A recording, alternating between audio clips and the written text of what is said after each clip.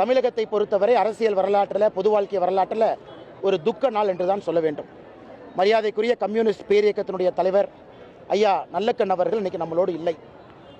உடல்நிலை சரியில்லாத காரணத்தினால கடந்த சில மாதங்களாகவே கடுமையாக போராடி கொண்டிருந்தார். நாம் எல்லோரும் கூட ஆண்டவனை வேண்டிக்கிட்டே இருந்தோம். வயது மூப்பு 101 ஆக இருந்தாலும் கூட எல்லாவற்றையும் தாண்டி நம்மளோடு இருப்பார் என்கின்ற பெரும் நம்பிக்கையோடு இருந்தோம். இன்றைக்கி அது நடக்கலை. ஒரு அரசியல் தலைவருக்கான முழு இலக்கணம் இருக்கக்கூடிய தலைவர் ஒரே ஒரு முறை தேர்தலில் போட்டியிட்டாங்க. அதுவும் 1999 கோயம்புத்தூர் இந்த பாராளுமன்ற தொகுதியில் போட்டியிட்டாங்க. அன்னைக்கு ஐயா வெற்றி வாய்ப்பு இழந்தாங்க. அன்னைக்கு ஜெயிச்ச நம்முடைய அண்ணன் சிபி ராதாகிருஷ்ணன் அவர்கள் இன்னைக்கு குடியரசு துணைத் தலைவராக இருக்கிற அண்ணன் சொன்னாங்க, நான் ஜெயித்திருந்தாலும் கூட இன்னைக்கு வேதனைப்படுறேன்.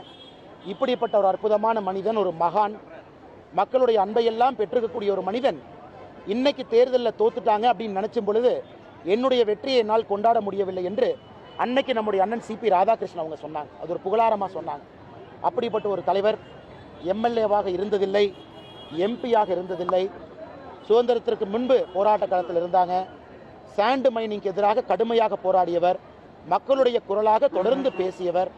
101 வயசு, எந்த அரசியல், எந்த அரசாங்க பொறுப்பிலும் இல்லாத ஒரு மனிதர் மக்களுடைய அன்பை மற்றும் பெற்று ஒரு மகத்தான ஒரு அரசியல் இலக்கணமாக இருக்கக்கூடிய நல்லக்கண் ஐயா அவர்களுக்கு எங்களுடைய மரியாதை கலந்த அஞ்சலிகளை இந்த நேரத்தில் தெரிவித்துக் கொள்கின்றோம்.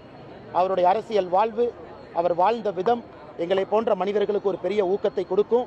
அவருடைய வழியில் பயணம் செய்வதற்கு ஒரு பெரும் உந்துதலாக ஐயா இருப்பார் என்கின்ற முழு நம்பிக்கை எனக்கு இருக்கு.